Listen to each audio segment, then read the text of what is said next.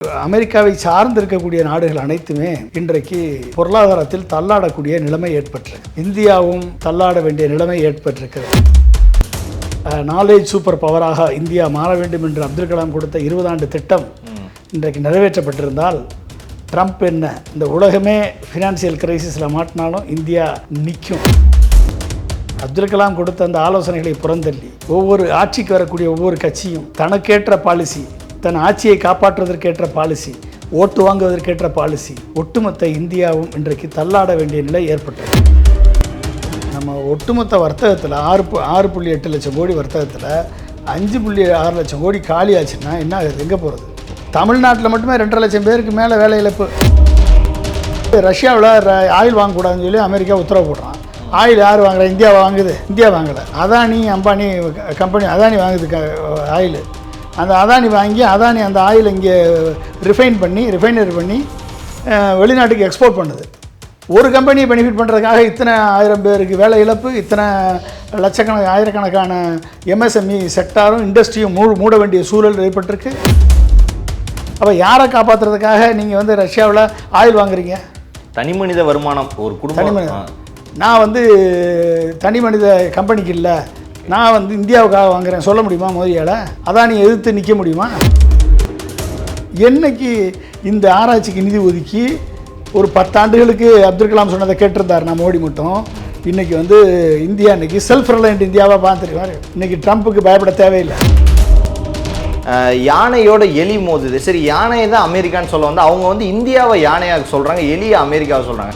இந்தியாவில் அவ்வளோ பொருளாதாரம், மக்கள் தொகை எல்லாத்துலேயும் இந்தியா கரெக்டாக இருக்குது. நீங்கள் விஷயம் தெரியாமல் மோதுறீங்க அப்படின்னு ரிச்சர்ட் அவர்கள் குறிப்பிடுறாங்க. அப்போ சைனா இன்னைக்கு கம்பீட் பண்ணும்போது இந்தியா தானே உங்களுக்கு பெரிய மார்க்கெட்டு. அப்போ இந்த மார்க்கெட்டை நீ பாதிக்காதேன்னு அவங்க சொல்கிறாங்க. அது உண்மையான நிலவரம். ஆனால் அந்த மார்க்கெட்டை பகைச்சாலும் எழுத்து பேச முடியாத அளவுக்கு மோடியை வச்சு ட்ரம்ப் விளையாண்டுட்டு இருக்காரு.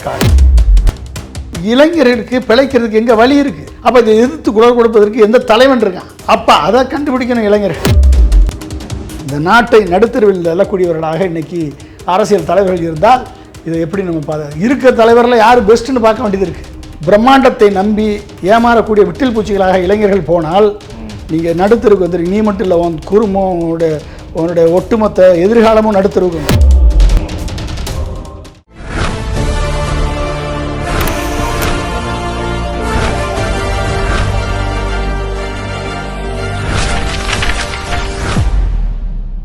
பிரைம் 9 தமிழ் நேயர்கள் அனைவருக்கும் வணக்கம். இன்றைய நமது நேர்காணல் நம்முடன் இணைந்திருப்பவர் மறைந்த முன்னாள் குடியரசுத் தலைவர் அப்துல் கலாமின் அறிவியல் ஆலோசகராக இருந்த டாக்டர் பொன்ராஜ் அவர்கள். சார் வணக்கம். வணக்கம்ப்பா. சார், உலக பொருளாதாரம் ஒவ்வொரு நாளும் நாளுக்கு ஏற்ற மாதிரி மாறிக்கிட்டே இருக்குது. அமெரிக்க அதிபர் ட்ரம்ப் அவர்களோட வரி விதிப்பால் ரொம்ப பாதிக்கப்பட்டிருக்கிறது இந்தியா அப்படின்னு நிறைய பேர் சொல்லிட்டு இருக்கிறாங்க. இதை எடுத்து இந்தியாவால் எதுவுமே பண்ண முடியாத சூழ்நிலை தான் இப்போ இந்தியாவில் இருக்கா சார்?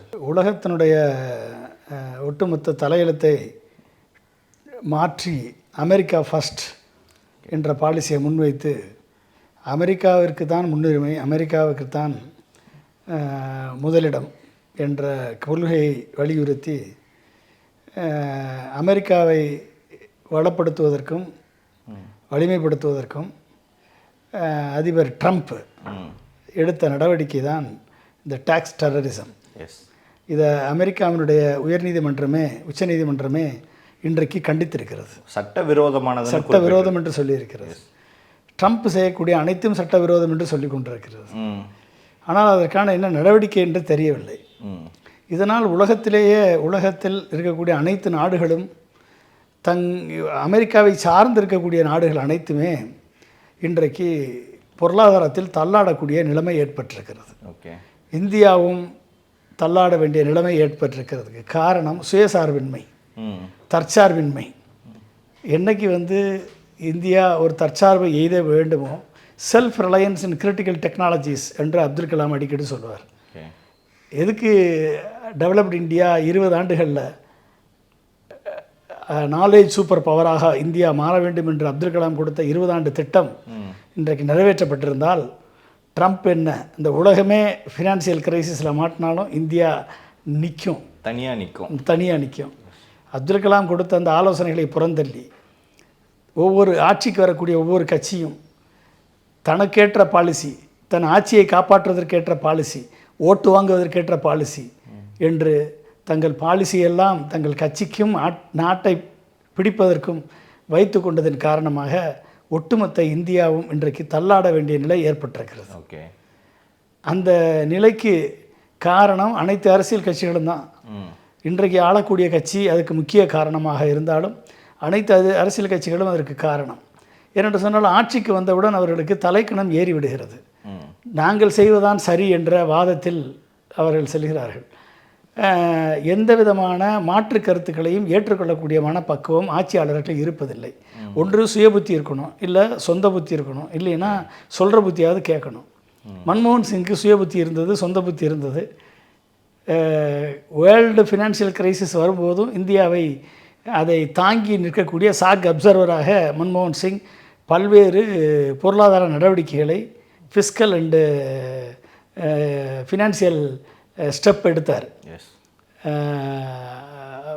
பையிங் பவரை இன்க்ரீஸ் பண்ணார், தனித்துவமாக டேக்ஸை ரெடியூஸ் பண்ணார், banking system savings mind set உள்ள மக்களுக்கு சேவிங்ஸினுடைய தான், அந்த சேவிங்ஸ் தான், ஒட்டுமொத்த சேவிங்ஸ் தான், மக்களது சேவிங்ஸ் தான் இந்தியாவுடைய கிரைசிஸ், குளோபல் ஃபினான்ஷியல் கிரைசிஸ் 2006-2008 கிரைசிஸ்லேருந்து காப்பாற்றியது. இன்றைக்கி பேங்க்கில் யாராவது போடுறீங்களா, சேமிக்கிறதுக்கு போகிறீங்களா? பேங்க்கு போனால் உங்களுக்கு ஏடிஎம் 5 முறைக்கு மேலே எடுத்தால் ஃபைனு, ஆமாம், மெசேஜ் அனுப்புனா அதுக்கு ஃபைனு, ஓகே, அதுக்கு மேலே லோ பேலன்ஸ் வச்சா அதுக்கு ஃபைனு, பேங்க்கிட்டே வராதுன்றான். அப்போ மக்கள் வந்து பேங்க்கை பார்த்து பயப்பட வேண்டிய நிலை இன்றைக்கி ஏற்பட்டிருக்கிறது. அப்போ எப்படி சேமிப்பான்? புரியுது சார். அப்போ சேமிப்பெல்லாம் வந்து ப்ரைவேட்டுக்கு போகுது. ப்ரைவேட்டு போய் ப்ரைவேட்டில் ஏமாந்து ஆயிரக்கணக்கான கோடிகளை ஏமாற வேண்டிய சூழல் ஏற்படுது. ஒரு கிரிப்டோ கரன்சியில் மட்டும் ஏமாறுறவங்களோட எண்ணிக்கை 40 கோடி இந்தியாவில். 40 கோடி பேருக்கு சொத்து இழப்பு 20,000 கோடி இழக்கிறாங்க. இதுக்கெல்லாம் காரணம் என்ன? ஃபினான்சியல் சிஸ்டம் கொலாப்ஸ் ஆகி நிற்கிது, பேங்கிங் சிஸ்டம் கொலாப்ஸ் ஆகி நிற்கிது, total mismanagement of the economy. இதுதான் இன்றைக்கி காரணமாக இருக்குது. அப்போ இத்தனையும் மட்டும் இல்லாமல் எக்ஸ்போர்ட், நமது ஏற்றுமதி குறைவாக இருக்குது, இறக்குமதி அதிகமாக இருக்குது. ஏற்றுமதி 60 லட்சம் கோடினா இறக்குமதி 70 லட்சம் கோடி இருக்குது. அப்போ எப்படி வந்து நமக்கு ஃபாரின் எக்ஸ்சேஞ்ச் ரிசர்வ் கூடும்?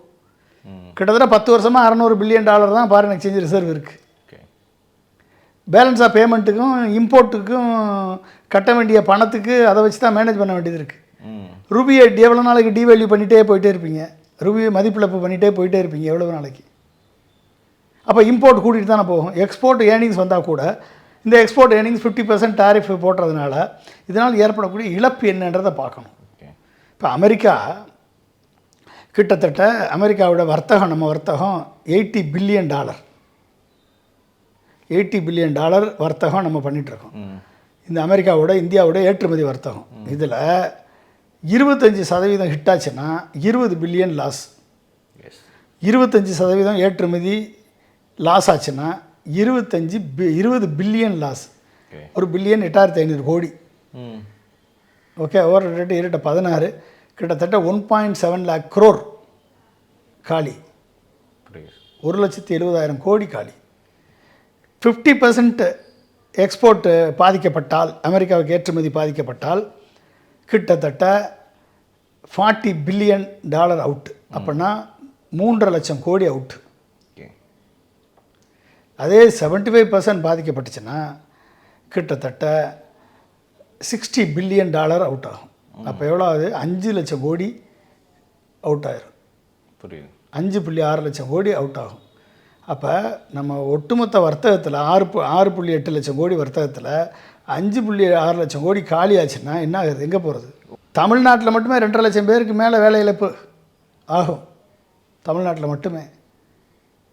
அப்போ நீங்கள் இந்தியா முழுக்க என்னோடய இம்பேக்ட் என்னென்னு பாருங்கள். அப்போ ஒவ்வொரு இப்படிப்பட்ட இழப்புகளை ஏற்படுத்தும் பொழுது இந்த இழப்புகளை தாங்கி வருவதற்கு மத்திய அரசு என்ன மெஷர் எடுக்க போகிறோன்னு தெரியல. இதுவரைக்கும் எந்த அறிவிப்பும் வரல. ஃபினான்ஸ் மினிஸ்டர் ஒன்று சொல்லலை, பிரைம் மினிஸ்டர் ஒன்று சொல்லலை, வாயை திறக்கலாம், எல்லாம் கம்முன்னு பேசாமல் இருக்காங்க. ஒன்று அமெரிக்காவோட ட்ரேட் நெகோஷியேட் பண்ணணும். நெகோஷியேட் பண்ணி பாதிக்கப்படக்கூடிய செக்டாரில் textile, apparel, manufacturing, industry, foundry, leather, fish, இப்படி பல்வேறு செக்டாரில், ஆட்டோமொபைலு, இப்படி எல்லா செக்டார்லேயும் எவ்வளவு பாதிப்பு ஏற்படுதுன்றதை பார்த்து அதுக்கேற்ப டாரிஃபை நெகோஷியேட் பண்ணணும். ஓகே, சரியா? புரியுது. நீ வந்து அமெரிக்காவில் ரஷ்யாவில் ஆயில் வாங்கக்கூடாதுன்னு சொல்லி அமெரிக்கா உத்தரவு போடுறான். ஆயில் யார் வாங்குறா? இந்தியா வாங்குது? இல்லை, இந்தியா வாங்கலை. அதானி அம்பானி கம்பெனி அதானி வாங்குது ஆயில். அந்த அதானி வாங்கி அதானி அந்த ஆயில் இங்கே ரிஃபைனரி பண்ணி வெளிநாட்டுக்கு எக்ஸ்போர்ட் பண்ணுது. ஒரு கம்பெனியை பெனிஃபிட் பண்ணுறதுக்காக இத்தனை 1000 பேருக்கு வேலை இழப்பு, இத்தனை ஆயிரக்கணக்கான எம்எஸ்எம்இ செக்டாரும் இண்டஸ்ட்ரியும் மூட வேண்டிய சூழல் ஏற்பட்டிருக்கா இல்லையா? கண்டிப்பாக. அப்போ ஒரு ட்ரேட் ஆஃப் பண்ணணுமா இல்லையா? ஒரு நெகோசியேஷன் பண்ணணுமா இல்லையா? இது வரைக்கும் அதை பற்றி இது வரைக்கும் ஒன்றும் பேசலை. ஐயோ, அதானி மட்டும் வாங்கலை, நாங்கள் எல்லா ஆயிலும் இனிமேல் ரஷ்யாட்ட தான் வாங்க போகிறோம். சொல்லுங்கள், தைரியமாக சொல்லுங்கள். நீ தைரியமாக எக்ஸ்போர்ட், நீ வந்து அமெரிக்காவை பற்றி நான் கவலை இல்லை, அமெரிக்காவுக்கு எக்ஸ்போர்ட் பண்ணலைன்னா பரவாயில்ல, நான் யூரோப்பியன் யூனியனுக்கு அனுப்புவேன், நாட்டோ கண்ட்ரி மற்ற நாடுகளுக்கு அனுப்புவேன், ஏசியானுக்கு அனுப்புவேன், ஏசியா பசிபிக் அனுப்புவேன், இப்படி மற்ற நாடுகளுக்கு நான் வந்து எக்ஸ்போர்ட் பண்ணுவேன், சைனாவோட வர்த்தகத்தை கூட்டுவேன். எங்கே அனௌன்ஸ் பண்ணுங்கள். பிஎம் அனௌன்ஸ் பண்ணல, ஃபினான்ஷியல் மினிஸ்டர் கூட அனௌன்ஸ் பண்ணுங்கள். ஒன்றுமே சொல்லாமல் செவனேன்னு உட்காந்துருந்தா என்ன அர்த்தம்? ஓகே, ஏதாவது ஒன்று பண்ணணுமா இல்லையா? ஆமாம். பேங்கிங் செக்டார் வந்து மன்மோகன் சிங் ஆட்சியில் வெஸ்டர்ன் அசெட்ஸுக்கு எக்ஸ்போஸ் ஆகாதது இருந்துச்சு. அப்போ வெஸ்டர்ன் அசெட் திடீர்னு குளோபல் ஃபினான்ஷியல் கிரைசிஸ் ஆகி வெஸ்டர்ன் அசெட் ஒரு நாளைக்கு நீர்த்து போச்சுன்னா, சப்ரைம் கிரைசிஸ் வந்த மாதிரி ஆகி அங்கே ரியல் எஸ்டேட்டெல்லாம் ஒன்றும் இல்லாமல் போச்சு. ஒரு வட்டம் ஹோம் செக்மெண்ட் ஒன்றும் இல்லாமல் போச்சு. காரெல்லாம் தெருவுகளை விட்டுட்டு அப்படியே ஓடினவங்க, இஎம்ஐ கட்ட முடியாமல் விட்டுட்டு ஓடினவங்க எத்தனை பேர்? காரெல்லாம் அமெரிக்காவில் ஃபினான்ஷியல் கிரைசிஸ் வரும்பொழுது. அப்போ அந்த வெஸ்டர்ன் அசட்டுக்கு வந்து எக்ஸ்போஸ் ஆகாமல் இருந்த இந்தியன் வங்கி இன்றைக்கு வெஸ்டர்ன் அசட்டுக்கு எக்ஸ்போர்ட் ஆக வேண்டிய சூழல் இருக்குது. இன்றைக்கி குளோபல் ஃபினான்ஷியல் கிரைசிஸ் இதனால் ஏற்பட்டால் அதனால் நம்ம பேங்கிங் சிஸ்டம் பாதிக்கப்படும். ஒரு அதானி மேலே 20,000 கோடி ஹவாலா நடந்திருக்குன்னு சொல்லி ஹிண்டன்பர்க் ரிப்போர்ட் வந்த உடனே அதானுடைய ஸ்டாக்கெல்லாம் போச்சா இல்லையா? பயங்கரமாக சரிவாச்சா இல்லையா? அப்போ அந்த ஸ்டாக்கில் இன்வெஸ்ட் பண்ண எல்ஐசி, இன்வெஸ்ட் பண்ண எஸ்பிஐ, இன்வெஸ்ட் பண்ண Indian public sector bank system எல்லா பணமும் ஒரு நாள் திடீர்னு காணாமல் போச்சு. என்ன பண்ணீங்க? எதுவும் பண்ண. அப்போ யார் சொல்கிறது பதில்? அப்போ இன்வெஸ்டர் எல்லாம் பணத்தை இழந்தாங்களே, மக்கள் பணம் தானே அது. ஆமாம். அப்போ யாரை காப்பாற்றுறதுக்காக நீங்கள் வந்து ரஷ்யாவில் ஆயில் வாங்குறீங்க? தனி மனித வருமானம், ஒரு குடும்பம். நான் வந்து தனி மனித கம்பெனிக்கு இல்லை, நான் வந்து இந்தியாவுக்காக வாங்குறேன் சொல்ல முடியுமா? முதலியால் சொல்ல முடியாது. அதான் நீ எதிர்த்து நிற்க முடியுமா? அப்போ என்ன அர்த்தம்? ஒரு கார்ப்பரேட்டுக்கு, ஒரு மோனோபாலிஸ்க்கு, ஒரு குஜராத்தி பனியா கார்ப்பரேட்டுக்கு சப்போர்ட் பண்ணுறதுனால இன்றைக்கி இந்தியா நடுத்தரவுக்கு வந்து நிற்கிது. என்ன செய்யுதுன்னு தெரியாமல் விடிக்குது. ஓகே, அமெரிக்காவை எதிர்த்து ஃபேஸ் பண்ண முடியல. ஏன் காரணம்? நீ ஆத்ம நிர்பார் பாரத்னு 10 வருஷமாக சொல்லிட்டு இருக்காரு மோடி. ஆத்ம நிர்பார் பாரத்னானது self reliant India, make in India. நீ மேட் இன் இந்தியான்னு பண்ணியிருக்கியா? பண்ணலை. அப்போ மேக் இன் இந்தியானா அசம்பிள் இந்தியா தான். இங்கே அசம்பிள் இந்தியாவுக்கு எப்படி ப்ராடக்ட் வேல்யூ வரும்? எப்படி எக்ஸ்போர்ட் வேல்யூ வரும்? எப்படி கிரியேட்டிவிட்டி வரும்? எப்படி நீ இப்போ வேர்ல்டு ப்ராடக்டோட கம்பீட் பண்ண முடியும்? வேர்ல்டு ப்ராடக்டை கம்பீட் பண்ணணும்னா ரிசர்ச் இருக்கணும், இன்னோவேஷன் இருக்கணும், இன்னோவேஷனை மார்க்கெட் பண்ணுற இருக்கணும், என்டர்பிரினர்ஷிப் வரணும். இத்தனைக்கும் என்ன பண்ணணும்? இன்வெஸ்ட் பண்ணணும். எதில் இன்வெஸ்ட் பண்ணணும்? ஆராய்ச்சியில் இன்வெஸ்ட் பண்ணணும். அப்துல் கலாம் வந்து தொடர்ந்த 10 ஆண்டுகளுக்கு இந்த மத்திய அரசுகளை வலியுறுத்தியே வந்தார், ரிசர்ச் அண்ட் டெவலப்மெண்ட்டுக்கு 3% ஜிடிபியை கொடுங்கன்னு. இன்னைக்கு வரைக்கும் 2014 0.45% ஜிடிபி தான் ஆராய்ச்சிக்கு ஒதுக்கப்பட்டது. இன்றைக்கி 0.7% தான் ஆராய்ச்சிக்கு நிதி ஒதுக்கீடு செய்யப்பட்டிருக்குது. ஹையர் எஜுகேஷன் யூனிவர்சிட்டி எல்லாம் இன்றைக்கி தெருவில் நிற்கிது. ஹையர் எஜுகேஷன் யூனிவர்சிட்டியில் ஒருத்தருக்கும் கிராண்ட் கிடையாது, ரிசர்ச் கிராண்ட் கிடையாது. எந்த யூனிவர்சிட்டி ரிசர்ச் பண்ணலை. நீ எப்படி இன்னோவேஷனை கொண்டாடுவ? எப்படி செல்ஃப் ரிலையண்ட்டாக வருவ? எப்படி இம்போர்ட் சப்ஸ்டிடியூஷன் உருவாக்குவ? இம்போர்ட் சப்ஸ்டிடியூஷன் உருவாக்குனா தானே எக்ஸ்போர்ட் ஏர்னிங்ஸ் நம்மளுக்கு கையில் கிடைக்கும். இல்லைனா இம்போர்ட் பண்ணுறது தான் நீ பணம் கொடுக்கணும். இன்புட் மெட்டீரியலுக்கு தான் பணம் கொடுக்கணும். தொடர்ந்து அதுதான் பண்ணிட்டு இருக்கு. ஆமாம், மெட்டீரியலுக்கு நீ ரிசர்ச் பண்ணியா? இங்கே இருக்கக்கூடிய ரேர் எர்த் மினரல் அப்படியே தூக்கி நம்ம திருநெல்வேலியில் மண்ணை ஏற்றி விட்டால, இந்த மண் திருநெல்வேலியில் வந்து கார்னட்டு, ஓகே, மோனோசைட்டு, இது எல்லாத்தையும் மண்ணை ஏற்றி விட்ட மாதிரி ஏற்றி விட்டீங்க. வேல்யூ எடிஷன் பண்ணியா இந்தியாவில்? வேல்யூ எடிஷன் பண்ணதுக்கு ஆராய்ச்சிக்கு என்ன இன்வெஸ்ட்மெண்ட் பண்ணியிருக்கீங்க? இன்னோவேஷன் என்ன பண்ணியிருக்கீங்க? இன்றைக்கி ரேர் எர்த் மினரலை தரமாட்டேன்னு சைனா சொன்னோன்னா அமெரிக்கா எவ்வளவு கடுமையாக தடை விதிக்குது. அந்த ரேர் எர்த் மினரல்ஸ் இருந்துச்சுன்னா இன்றைக்கி electronics industry, manufacturing industry, automobile industry, aerospace industry, magnets, mobile phone, chip, இத்தனைக்கு மெட்டீரியல் வேணும்ல. இந்த மெட்டீரியல் எங்கே உருவாகுது? நீ இம்போர்ட்டெல்லாம் பண்ணிகிட்டு இருக்கீங்க. நம்ம சைடு எதுவுமே இல்லை, ரிசர்ச் இல்லை. எல்லாமே இருக்கக்கூடிய மினரலை மைன் பண்ணுறதுக்கு உனக்கு பாலிசி தப்பாக பண்ணுற. மைன் பண்ணாலும் அது ப்ரைவேட்டைஸ் பண்ணி கார்ப்பரேட் பாலிசி பண்ணி மொத்தமாக ஏற்றுமதி பண்ணி இப்போ ப்ரைவேட் என்ஜாய் பண்ணுறதுக்கு பண்ணுற. வேல்யூ அடிஷனுக்கு இது வரைக்கும் பண்ணியிருக்கீங்களா? இல்லை. ஆத்ம நிர்பார் பாரத் ஆராய்ச்சிக்கு பணம் ஒதுக்கியிருக்கீங்களா? இல்லை. ஏன்னா make in India. Make in India. அப்போ மேட் இன் இந்தியா என்னைக்கு வரும்? புரியுது சார். அப்போ நீங்கள் என்றைக்கு தான் ஸ்டார்ட் அப் இந்தியான்றீங்க? என்னைக்கு இந்த ஆராய்ச்சிக்கு நிதி ஒதுக்கி ஒரு 10 ஆண்டுகளுக்கு அப்துல் கலாம் சொன்னதை கேட்டிருந்தார் நான் மோடி மட்டும். இன்றைக்கி இந்தியா இன்றைக்கி செல்ஃப் ரிலையண்ட் இந்தியாவாக பார்த்துருவார். இன்றைக்கி ட்ரம்ப்புக்கு பயப்பட தேவையில்லை. நீ 50% வரி விதிச்சா நான் 75% வரி விதிப்பேன், நம்ம நிற்கலாம்.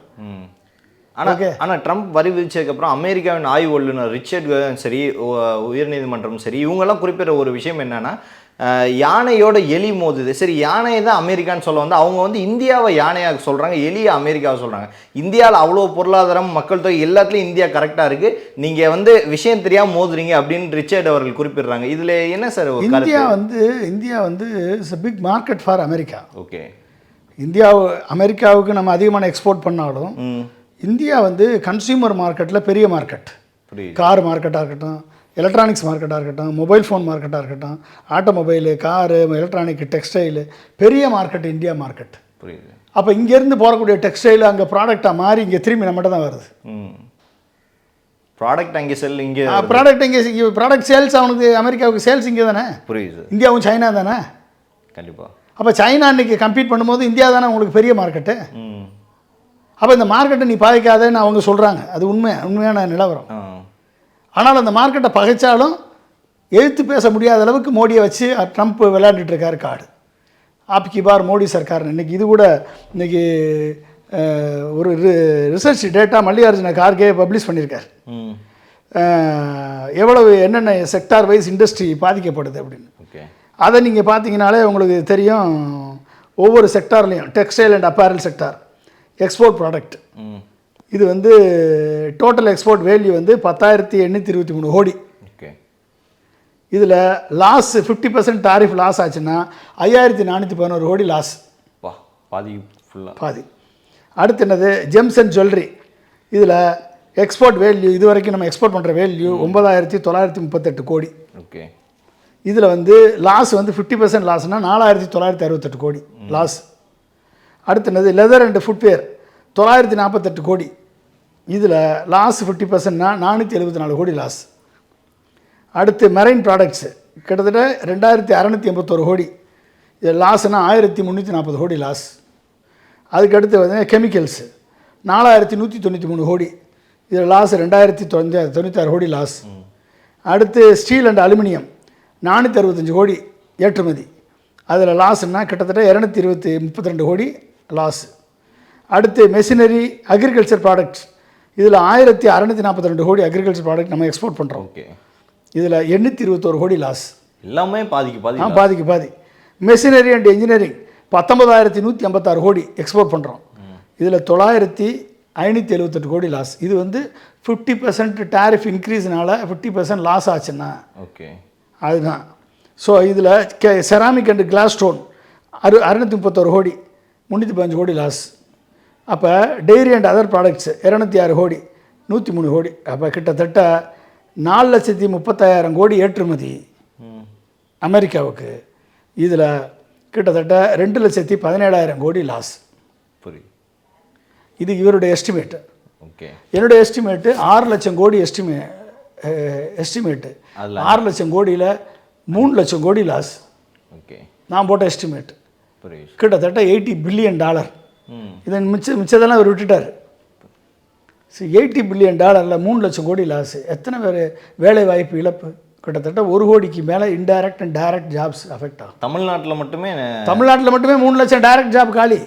3 லட்சம் டைரக்ட் ஜாப்னா இன்ட்டு 4 வச்சுக்கோங்க. முன்னாங்க 12 லட்சம் பேர் இன்டைரக்டாக வேலைகள் போயிடும். லாஜிஸ்டிக்ஸு, காஃபி, ஹோட்டல் இண்டஸ்ட்ரி, மற்ற அசோசியேட்டட் இண்டஸ்ட்ரி இதிலெல்லாம் வேலையெல்லாம் போயிடும்.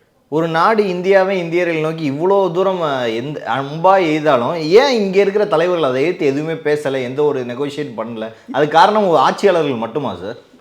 அதாவது long term planning, long term vision கிடையாது. ஓகே, நீங்கள் டெய்லி உங்களை வந்து கேளிக்கையில் மூழ்க வச்சுருக்காங்க. உங்களை அட்டென்ஷன் இஷ்யூஸை கிரியேட் பண்ணி உங்களை அட்டென்ஷனை டைவெர்ட் பண்ணுறாங்க. ஓகே, கரெக்டாக புரியுது. உங்களை வந்து ஒன்றுமில்லாத சப்ஜெக்ட்டுக்கு கத்த விட்டுக்கிட்டு இருக்காங்க. ஓகே, உங்கள் மேலே வந்து ஜனநாயக விரோதமான செயல்களை திரித்து உங்களை வந்து கத்த விட்டுட்டு இருக்காங்க. அங்கே ஃபுல்லாக வந்து கார்ப்பரேட் கல்ச்சர் நடக்குது. அது அடிமை கலாச்சாரத்துக்கு வித்துடுது. ஒட்டுமொத்த இந்தியாவையும் அமெரிக்காவின் காலடியில் விழ வைத்து கொண்டிருக்கிறது. அப்போ இதை சரி பண்ணுறதுக்கு என்னென்ன மெஷர் எடுக்கணும்? இப்போ ஸ்டேட் கவர்மெண்ட் என்ன எடுக்கணும்? ஸ்டேட் கவர்மெண்ட்டால் கொஞ்சம் தான் பண்ண முடியும். சென்ட்ரல் கவர்மெண்ட் எடுத்தால் தான் ஸ்டேட் கவர்மெண்ட் அதுக்கு சப்போர்ட்டிவாக வர முடியும். அப்போ இதனால் பாதிக்கப்படக்கூடிய ஏற்றுமதி நிறுவனங்களுக்கு டேக்ஸ் கன்செஷன் கொடுக்கணும், டேக்ஸ் எக்ஸம்ஷன் கொடுக்கணும். ஜிஎஸ்டியை ஸ்லாபை குறைச்சி கண்டிப்பாக 8% ஜிஎஸ்டி எவரிபடி 8% ஜிஎஸ்டின்னு மாற்றணும். Okay, so that takes compliance அதிகமாகும். அப்போ டேக்ஸ் கம்ப்ளைன்ஸ் அதிகமாச்சு அப்படின்னா டேக்ஸை குறைக்க வாங்கும் சக்தி அதிகமாகும் மக்கள்கிட்ட. வாங்கும் சக்தி அதிகமாச்சுன்னா ப்ரொடக்ஷன் அதிகமாகும், மேனுஃபேக்சரிங் அதிகமாகும். மேனுஃபேக்சரிங் அதிகமாச்சுன்னா அந்த டிமாண்டை மீட் பண்ணும். டிமாண்டை மீட் பண்ணிச்சுன்னா பொருளாதார வளர்ச்சி ஆகும். ஓகே, அப்போ இதெல்லாம் அது மட்டும் இல்லாமல் மக்களது சேவிங்ஸை கூட்டுறதுக்கு அட்ராக்டிவ் இன்வெஸ்ட்மெண்ட் ஸ்கீம்ஸ் கொண்டு போய் கொடுக்கணும். கவர்மெண்ட்டு பாண்ட் ரிலீஸ் பண்ணணும், அட்ராக்டிவ் இன்வெஸ்ட்மெண்ட் ஸ்கீம் கொடுக்கணும், எக்ஸ்போர்ட் கன்செஷன் கொடுக்கணும், இன்வாய்ஸில் கன்செஷன் கொடுக்கணும், கேபிட்டல் ஒர்க்கிங் கேபிட்டல் கொடுக்கணும், ஏற்கனவே இருந்த லோனுடைய கால அளவை நீட்டிக்கணும், ஸ்மால் எம்எஸ்எம்இ செக்டாருக்கு சர்ஃபாசி ஆக்டை வந்து தளர்த்தணும். இத்தனை வேலையும் பண்ணிட்டு எதுவுமே பண்ணலைன்னா அவன் என்ன பண்ணுவான்? கம்பெனிக்காரனை மூடுவான். கம்பெனியில் வேலை பார்க்குற 100 பேர் 1000 பேர் வேலையிலேருந்து நீ தெருவில் நிற்பான். தெருவில் நிற்கிறவன் வட்டி கட்ட முடியாது, இஎம்ஐ கட்ட முடியாது, பேங்க்கு லோன் கட்ட முடியாது, காருக்கு வாங்கின பைக்குக்கு வாங்கின லோன் கட்ட முடியாது. தெருவில் வந்து நிற்கணும். தெருவில் வந்து நின்னான்னா அவன் குழந்தை குட்டி என்ன ஆகுறது, சாப்பாடு என்ன ஆகுறது? அப்போ அவன் என்ன பண்ணணும்? தள்ளு வண்டிக்கைக்கு போகணும். அதையும் ஸ்விக்கி சுமாட்டோ கையில் வச்சுருக்கான். கடையில் இட்லி கடை வச்சா அது பிழைச்சிக்கலாம், பரோட்டா கடை வச்சா அது பிழைச்சிக்கலாம்னு பார்த்தா அதுவும் ஸ்விக்கி சுமாட்டோ வாங்கிட்டு போயிட்டான். அவன்கிட்டையும் கொடுத்தாச்சு.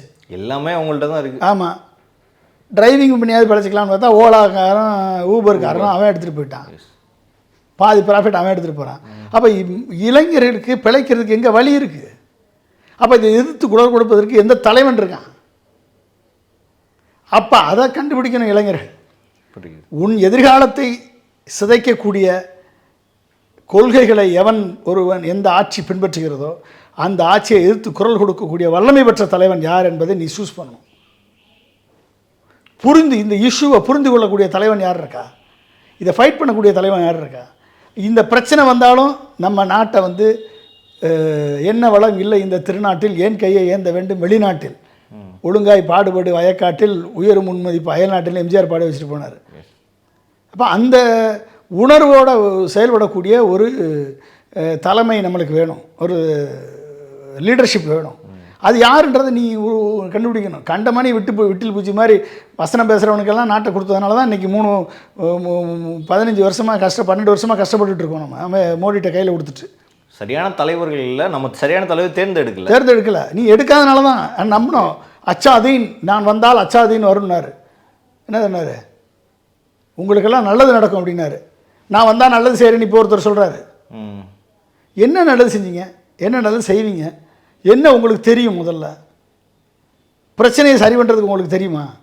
இவங்கெல்லாம் பிரச்சனையை திசை திருப்ப அவங்களால ஏற்படுத்தப்பட்ட அது ஏற்படுத்தப்பட்ட ஆட்கள். ஓகே, அப்போ என்ன ஆகுது? இப்போ இளைஞரது சக்தியை டைவர்ட் பண்ணி வீணடித்து இந்த இளைஞர்களது வாக்குகளை பெற்று மீண்டும் ஆட்சிக்கு வந்து நம்மளை அமெரிக்காவின் காலில் மண்டியிட வைத்து கொண்டிருக்கிறது இந்த அரசியல். அப்போ இதை புரிஞ்சுக்காமல் இருந்தால்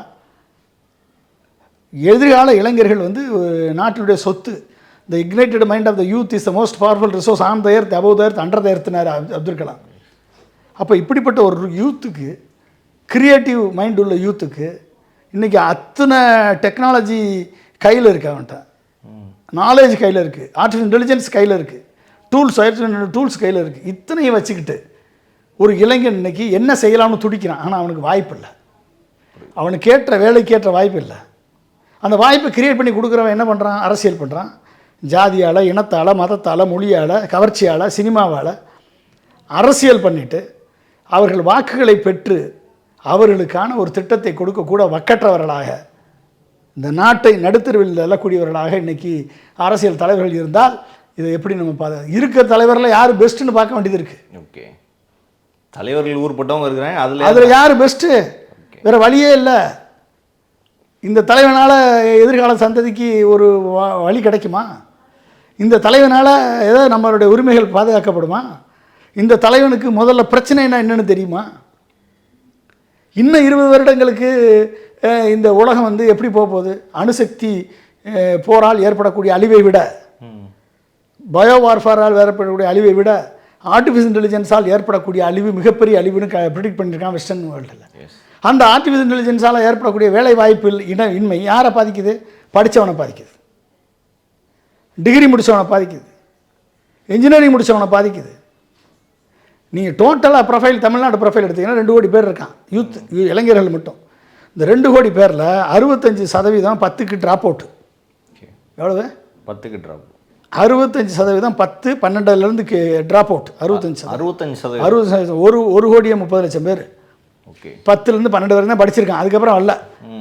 கிட்டத்தட்ட 70 லட்சம் பேர் தான் டிகிரி முடிச்சிருக்கான். 70 லட்சம் பேர், 65 லட்சத்துலேருந்து 70 லட்சம் பேர் டிகிரி முடிச்சிருக்காங்க. டிகிரி, போஸ்ட் கிராஜுவேட் டிகிரி முடிச்சிருக்காங்க. 3 லட்சத்துலேருந்து 4 லட்சம் பேர் தான் பிஹெச்டி, அடுத்த மற்ற படிப்புகள், மெடிக்கல் அந்த மாதிரி படித்தவங்க 4 லட்சம் பேர். இதுதான் ப்ரொஃபைல். இந்த ப்ரொஃபைலில் இந்த 10க்கு கீழே இருக்கவன் எல்லாம் யார் பாதிக்கப்படுறது? அமெரிக்காவினுடைய பொருளாதார இழப்பு வந்தால் இவன் தான் தெருவில் வரணும், இவன் தான் வேலை இழுத்து வரணும். லாரி ஓட்டுறவங்க பாதிக்கப்படுவான், கார் ஓட்டுறவங்க பாதிக்கப்படுவான், கடை வச்சுருக்க சின்ன சின்ன கடை வச்சுருக்கவங்க பாதிக்கப்படுவான், வியாபாரம் பண்ணுறவங்க பாதிக்கப்படுவான், ஐடியில் இண்டஸ்ட்ரியில் வேலை பார்க்குறவன் அதிகமான பாதிப்பு இல்லைனாலும் ஓரளவுக்கு பாதிப்பு இருக்குது. மேனுஃபேக்சரிங் செக்டார் பாதிக்கப்படும், ஆட்டோமொபைல் செக்டார் பாதிக்கப்படும், டெக்ஸ்டைல், அப்பேரல், லெதர் குட்ஸு, இது எல்லாம் ஸ்மால் எம்எஸ்எம்இ இத்தனையும் பாதிக்கப்படுதே. அப்போ யாரை தேர்ந்தெடுக்கணுன்றது தான் இங்கே முக்கியம். இளைஞர்கள் எவனுக்காவது ஓட்டு போட்டுவிட்டு எவனுக்காவது வசன நடையில் மோடி பேசாத வசனமா திடீர்னு அழுவார், பார்த்துருக்கீங்களா? பயங்கரமாக அழுவார், திடீர்னு அழுவார், பேசும்போதே டக்குன்னு அழுவார். ஏன்னா அதில் ஸ்கிரிப்டில் எழுதியிருக்கும், இங்கே அழுகவும், இங்கே நிறுத்தவும், இங்கே திரும்பி பார்க்கவும், இந்த பக்கம் இங்கிட்டு பாருங்கன்னு எழுதியிருக்கும். இது எப்போ செஞ்சுட்ருக்காரு? கடந்த 10 வருஷமாக மோடி செஞ்சுட்ருக்காரு. இப்போ விஜய் செய்ய ஆரம்பிச்சிருக்காரு. அப்போ இவங்க எல்லாமே ஸ்கிரிப்டட் லீடர்ஸ். உண்மையான உள்ளார்ந்த உணவோடு இருந்த காமராஜர் எங்க? இந்தியாவின் அரசியலையும் பொருளாதாரத்தையும் கரைச்சி குடித்து தமிழகத்திற்கு அனைத்து பிரச்சனைகளுக்கும் தீர்வு கொடுத்த அண்ணா எங்க? கலை இலக்கியத்தில் முத்தமிழறிஞராக பெயர் பெற்று சமூக நீதிக்காக பாடுபட்ட கலைஞரங்க? மக்கள் இதய சிம்மாசனத்தில் வீற்றிருந்து மக்களுக்காகவே திட்டங்களை தீட்டி ஒரு எதிர்கால தலைமுறையை உருவாக்கிய எம்ஜிஆருங்க? பள்ளி கல்வியிலேருந்து பியூசி, நான்லாம் இப்போ பியூசி வரும்போது ரெண்டாவது செட்டு +2 செட்டு. +2 இல்லைன்னா நாங்கள் காலேஜ் போயிருக்க முடியாது. ஒரே ஒரு காலேஜ் தான் எங்கள் ஏரியாவில் +2 கொண்டாந்தார். இல்லைன்னா பியூசிக்கு போகிறவன் பாதி பேர் ட்ராப் அவுட் ஆகிருப்பான். +2 கொண்டு வந்து அத்தனை பேரையும் +2 படிக்க வச்சு, ஸ்கூல்லே +2 படிக்க வச்சு அதுக்கப்புறம் காலேஜ் போகணும். அவருங்க இத்தனை இன்ஜினியரிங் காலேஜை உருவாக்கி, 500 இன்ஜினியரிங் காலேஜை உருவாக்கி, சாராய வித்தவனை கல்வி தந்தையாக மாற்றினார். அவர் கெட்டவனை நல்லவனாக மாற்றிருக்காரா இல்லையா எம்ஜிஆர்? ஆமாம், அதில் மாற்றுக்கிறதே இல்லை சார். கல்வி தந்தையெல்லாம் ப்ரைவேட்டைஸ் பண்ண முட்டாள்தனமாக பேசிகிட்டு இருக்காங்க சில பேர். சாராய வித்தவர்களெல்லாம் கல்வி தந்தையாக மாற்றியவர் எம்ஜிஆரா இல்லையா? நீ நல்லது செய்யடான்னு சொல்லாரா இல்லையா? கண்டிப்பாக. இன்றைக்கி எத்தனை லட்சக்கணக்கான பேர் படிக்கிறான்னா காரணம் என்ன? அந்த காலேஜஸ் ப்ரைவேட்டில் குடித்தாலும் படிக்கிறான். இன்றைக்கி ஒய்டிகே ப்ராப்ளம் வந்தோடனே தமிழ்நாட்டிலேருந்து அமெரிக்காவுக்கு போன இன்ஜினியர்ஸ் எத்தனை பேருடைய வாழ்க்கை தரம் உயர்ந்திருக்கு. முக்கியமான காலேஜில் நிர்வாகிகள் இருக்கக்கூடிய எல்லாருமே அந்த சாராய வித்தவங்க தான் அந்த காலகட்டத்தில். அப்போ கெட்டவனை நல்லவனா மாற்றினார்ல எம்ஜிஆர். பல்லாண்டு வாழ்கள் 6 திருடர்களை மாற்றுவார். அது மாதிரி மாற்றிருக்காரா இல்லையா? கண்டிப்பாக சார். சாராய கடையை ஓப்பன் பண்ணது அவர் தான். சாராய கடையை ஓப்பன் பண்ண டாஸ்மாக்னு ஒரு கடையை கொண்டு வந்து டாஸ்மாக் மூலமாக சாராயம் மட்டும் இல்லை, எதை வேணாலும் விற்கலாம். ஆனால் சாராயம் தான் அதிகமாக சேல்ஸ் ஆகுது. கள்ளச்சாராயம் கொடுத்து செத்து போகிறான். நிறுத்தி பார்த்தாரு, முடியலை. சரி கவர்மெண்ட்டுக்காவது வரட்டுமேன்னு தான் அதை கடையை ஓப்பன் பண்ணார். இன்றைக்கி அதாச்சும் தான் நீ அரசே நடத்துகிற 40,000 கோடி. கண்டிப்பாக அதை எப்படி சரி பண்ணணும், எப்படி ரெகுலேட் பண்ணணும், எப்படி வந்து சின்ன குழந்தைங்க, சின்ன பசங்க, இளைஞர்கள் அது கிட்ட போகாத அளவுக்கு அதை ஆக்சஸை ரெஸ்ட்ரிக்ட் பண்ணணும். இப்படி ஆட்சியாளர்கள் நடவடிக்கை எடுத்து அதை குறைப்பானா? அதை விட்டு சாராய கடையை ஓப்பன் பண்ணது எம்ஜிஆர் அப்படின்னு. எம்ஜிஆர் ஓப்பன் பண்ணதுனால தான் எனக்கு 40,000 கோடி எனக்கு வருமானமே வருது. அரசில் முக்கிய வருமானம். Zero budget, zero deficit budget போட்டவர் எம்ஜிஆர். தெரியுமா உங்களுக்கு?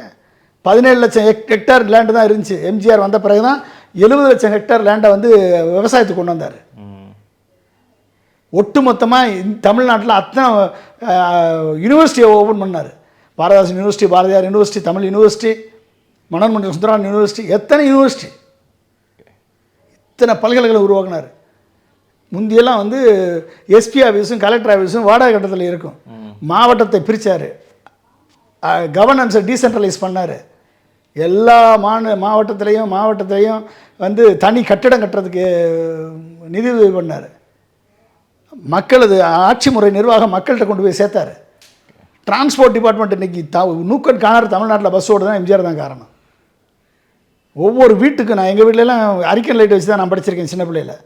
ஆனால் ஒரு வீட்டுக்கும் ஒரு விளக்கு பல்ப் கொடுத்தாரு. அந்த பல்ப் வந்தோடனே எவ்வளோ சந்தோஷமாக நாங்கள்லாம் சின்ன பிள்ளையில் கொண்டாடணும் தெரியுமா? எம்ஜிஆர் கொடுத்த உடனே, அந்த பல்ப் கொடுத்த உடனே எத்தனை விஷயங்களை பண்ணியிருக்காரு.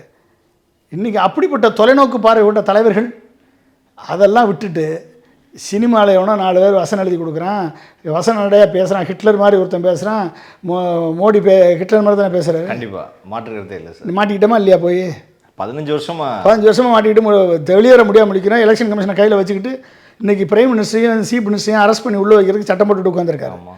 ஓட்டு திருட்டு பண்ணி இவிஎம்ஐ மேனிப்புலேட் பண்ணி ஜெயிச்சுக்கிட்டு உட்காந்துருக்காரு. இப்போ இதெல்லாம் என்ன காரணம்? விழிப்புணர்வை இல்லாமல் விட்டில் பூச்சிகளாக, பிரம்மாண்டத்தை நம்பி ஏமாறக்கூடிய விட்டில் பூச்சிகளாக இளைஞர்கள் போனால் நீங்கள் நடுத்தருக்கு வந்துடும். நீ மட்டும் இல்லை, உன் குடும்பம், உன்னுடைய ஒட்டுமொத்த எதிர்காலமும் நடுத்தருக்கு வந்துடும். புரியுது. இதை யோசிச்சுக்கிட்டு செயல்படணும். இதுதான் நம்ம வந்து இன்றைக்கி ஃபேஸ் பண்ணக்கூடியது. செல்ஃப் ரிலையண்ட் வரணும். அப்துல் கலாம் கனவு கண்ட சுயசார்பு, தற்சார்பு நம்ம அடையலைன்னா நம்மளால் ஒன்றும் பண்ண முடியாது. அந்த லட்சியத்தோடு ஒர்க் பண்ணக்கூடிய தலைவர்களை நம்ம வந்து தேர்ந்தெடுக்கணும். எம்ஜிஆர் பாணின்னு சொல்லிக்கிறாங்க. அதை எம்ஜிஆர் பாணி. எம்ஜிஆர் வந்து சினிமாக்காரன் கிடையாது. எம்ஜிஆர் வந்து அரசியல் தலைவர். அவர் எம்ஜிஆர் வந்து 20 ஆண்டு காலம் காங்கிரஸ்லேருந்து திமுகவுக்கு வந்து திராவிட சித்தாந்தத்தையும் பொதுவுடைமை சித்தாந்தத்தையும் மக்கள் மத்தியில் கொண்டு போய் சேர்த்து சம்பாரித்த பணத்தையெல்லாம் கொடுத்த வள்ளல் அவர். அவர்கிட்ட ஈக்குவலாக இங்கே இருக்க ஒரு தலைவர் சொல்லுங்க போவோம். ஸோ வந்து இளைஞர்கள், இப்போ இருக்கிற மக்கள் வந்து சரியான தலைவரை தேர்ந்தெடுத்தால் இந்த பிரச்சனை ஓகே, சரியான தலைவர்களை தேர்ந்தெடுக்கணும். அதுக்கு வந்து இவர்கள் வந்து தவறான தலைவர்கள்ட்ட போனால் இவன் எதிர்காலத்தை அடகு வச்சு தான் நிற்கணும். இதை வந்து உணர்ந்துக்கணும். உணர்ந்துடாமல் நம்ம இருந்தோம்னா அது வந்து மிகப்பெரிய ஒரு ஏமாற்றத்துக்கு தான் போகும். கண்டிப்பாக. உனக்குரிய தலைவனை நீ தேர்ந்தெடுக்கலைன்னா உன் எதிர்காலத்தை நீ தொலைக்கிறாய் என்ற அர்த்தம். கண்டிப்பாக. பல்வேறு கேள்விகளுக்கு ஆழ்ந்த புரிந்த பதில்களை எங்களுக்காக அளித்ததற்காக மிக்க நன்றி சார். நன்றி. தேங்க்யூ.